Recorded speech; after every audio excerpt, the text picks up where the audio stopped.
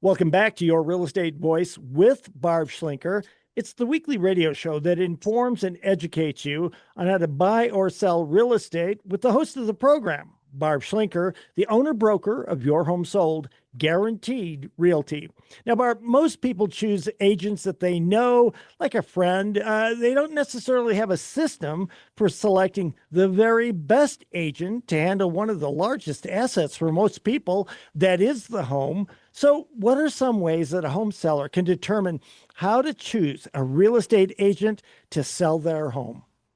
Well, Richard, first of all, it's not the same market it was 4 or 5 years ago when anything that went on the market sold very quickly.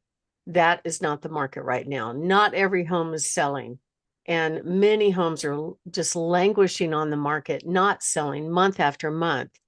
And the sellers are kind of not, given good advice about what to do, or they're resistant to making a change on pricing because that's probably the most significant issue. So right now, it's more of a buyer's market. What does that mean? Seller's market means the seller has an advantage in the negotiation. Buyer's market means the buyer has the advantage in the negotiation. That doesn't necessarily mean the seller is going to discount the price. If the home is priced right, the sellers know that, especially if we did it. They know if they're priced right, and they don't have to offer a discount. One of my listings, basically, the agent came back, I think, 5 times with 5 different offers until we reached a deal with the same buyer. And the reason was, in his mind, because it's a buyer's market, they were entitled to a discount. However, we already had the home priced very realistically, and getting calls every single day to show. I still got people going, let me know if the deal blows up. That's the perfect home for me, right? So we know we priced it right. But in this agent's mind, well, it's a buyer's market. Therefore, the seller must give a discount on the price and pay all the buyer's closing costs, right? So it, and the sellers stuck to their guns, which I was so proud of them. They're like, nope, nope, nope, nope. So this poor agent worked really hard. We did counter their offer. We gave them a little discount. But it took 4 or 5 offers for them to come back and go, okay, fine, we'll accept that counter. We want that house.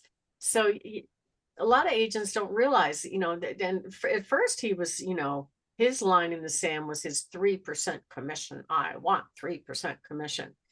Today I'm in a cat fight with an agent that, was basically ghosted me for the whole transaction. And here we are at the finish line, and he's trying to get stuff for his buyer. So it's very frustrating. And he has what they call a TC, a transaction coordinator. Do you know what that is, Richard? A TC? It sounds like a glorified gopher. But they're bad gophers. That's the problem. They some are licensed, most are not, right?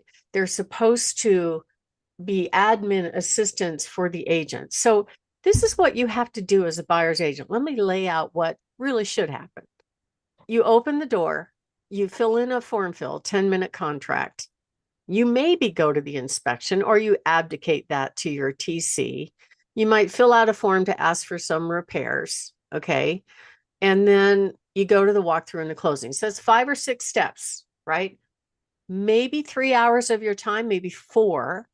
And they are expecting 10, 15, $20,000 for those services.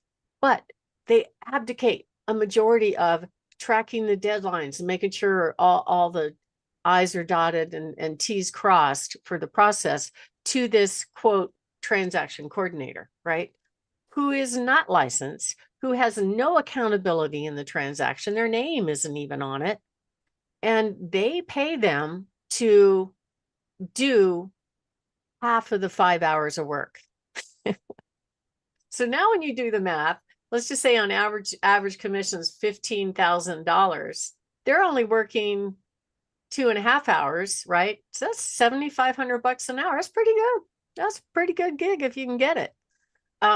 So it really makes home sellers frustrated that they're ending up half the time paying that fee, and yet they're not helping the sellers at all, other than getting the buyer to the finish line, and not without a lot of flopping on the floor and fighting in the process. So yes, we want their buyers, if their buyers are making a good offer, but they don't want to deal with all the hassles and then pay to deal with the hassles. So why does a seller need an experienced agent, especially in a shifting market? Well, the truth is, here are the cold hard stats. 87% of the agents are leaving the business within every 5 years. Okay. So if we look back 5 years, the market was flying high, watching the clouds go by. Anything that was put on the market sold in minutes, and oh, look, I can manage a bidding war. Ooh, So most agents have not seen a market where it's not exactly red hot. Now, some properties are red hot depending on how they're priced, but in general, most of them are taking 4, 5, 6 months to sell, right? So Zillow told us that 71% of the agents last year sold 0 homes. That's a terrible number. I was really surprised to hear that. I want them to do better. I think there's enough business for everybody. But the truth is, the one thing that the industry, or several things that the industry is very, very weak on, is teaching agents how to do the things that consumers expect us to know how to do, which is marketing, handling objections, not talking the buyer out of the house, but trying to encourage them to buy the house if they like it, right? Dealing with negotiations, walking them through the process, and dotting every I, crossing every T, all the way to the finish line. The agent I'm fighting with today has just abdicated his whole entire job to a TC, even though I'm trying to communicate with him and his TC and go, I haven't heard anything about a walkthrough. Hey, just, these things are getting taken care of at the last minute. We've got it scheduled.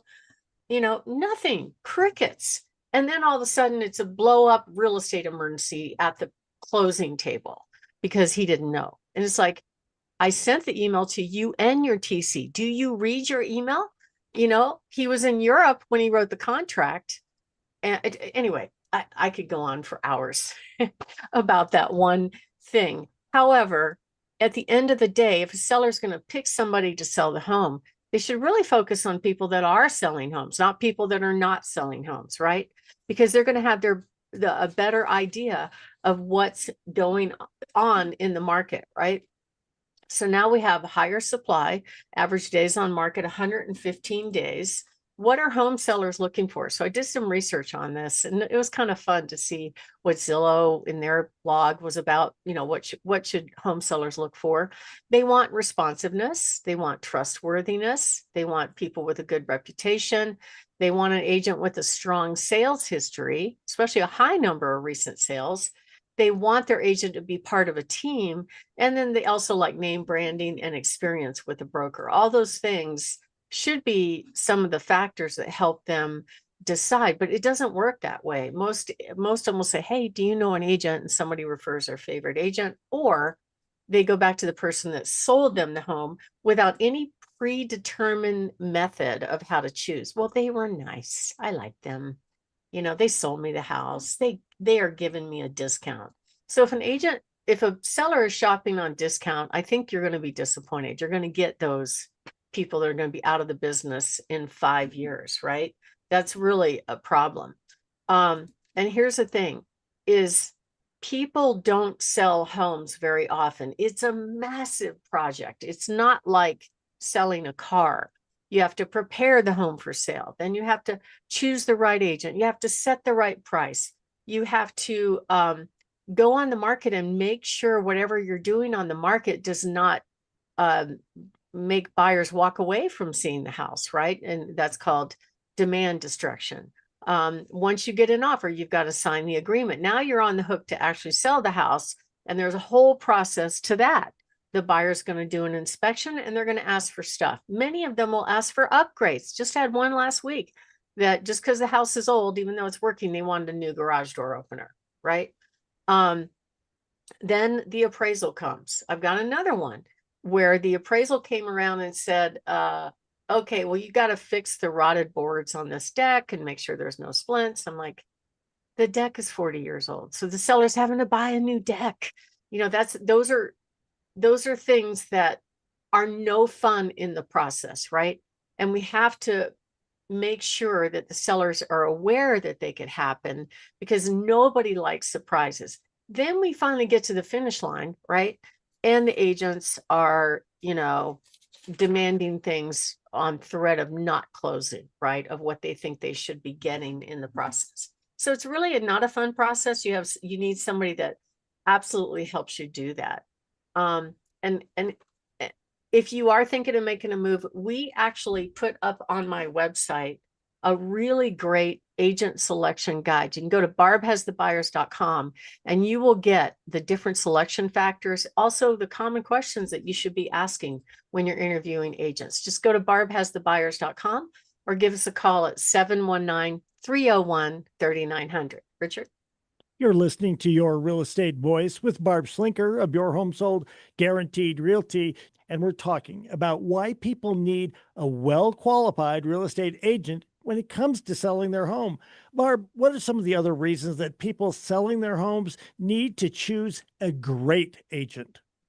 Well, if they are giving up the responsibility to presenting their home in the market, there's all these decisions that have to be made to make sure that the home is presented in such a way that the buyers see it as something that they want. So if you've got bad marketing, if you've got a bad pricing, it could kill your sale or make it drag on for month after month. I had one seller that I worked with. I have to tell this story because I was telling it to my son this morning, and it was kind of funny because I said, you know, most agents don't verify that the buyers looking at their home are qualified to buy the home. Did you know that, Richard? There's no requirement for that. So you might have people waltzing through your home, looking around, doing all of this, and they couldn't afford that home at all. They just wanted to see what it was like. Yeah, so a few years ago, I had a listing very high end for our market. It was priced at over 2.5 million. It was listed with another agency, and it didn't sell. So the seller called me and he told me this story. He referred to that former agent he had as a teenager. And he told me that the teenager got a phone call from an alleged buyer that wanted to see this home really quickly. So I know what goes on in realtors' mind. 2.5 million probably is going to mean a very large commission check, 50 to $90,000, depending on her deal, right? So in her mind, she's spending the money. Oh yeah, I'll meet you there. I'll meet you there. She's at the house. They start showing the home. No vetting, no verification, nothing, right? The sellers fortunately were home for this showing. They walked through the house. This particular home had a safe room. And obviously they were marketing the safe room because that's the only room the buyer wanted to see. But the seller did not let them in the safe room. They said, well, when you buy the house, you'll get to see the safe room. And so seller took note of that buyer's name and they left and they looked it up. And that buyer had just gotten, alleged buyer had just gotten let out of prison, right? So this is the lack of professionalism that I see. Imagine if you've got a house for sale and you're thinking the agent that's showing has verified that the buyer can perform, but they haven't. They're all about the money. So I think it really frustrates home sellers. You want to ask that question when you're interviewing agents. How are you going to verify that they can, right? And there's no requirement. There's no state requirement. There's no legal requirement to do it.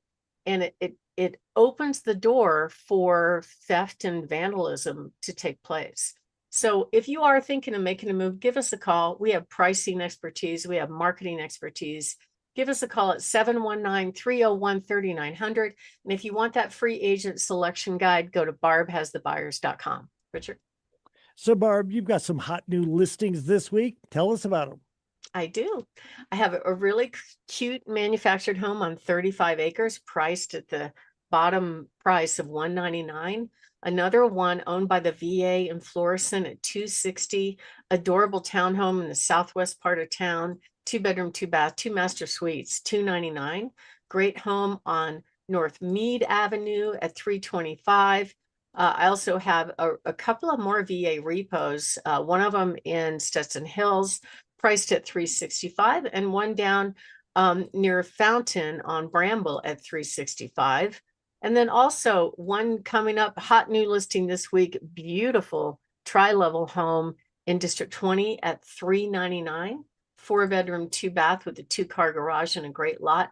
Beautiful home on Troy Court, and a spectacular home on Ross Drive that has 1 acre and 4-car garages, plus many others. You can visit all of our coming soon listings at barbhasthebuyers.com and just click on feature properties. Richard? You've been listening to Your Real Estate Voice. It airs every Saturday, and if you're thinking of making a move, call Barb 719-301-3900 or visit barbhasthebuyers.com.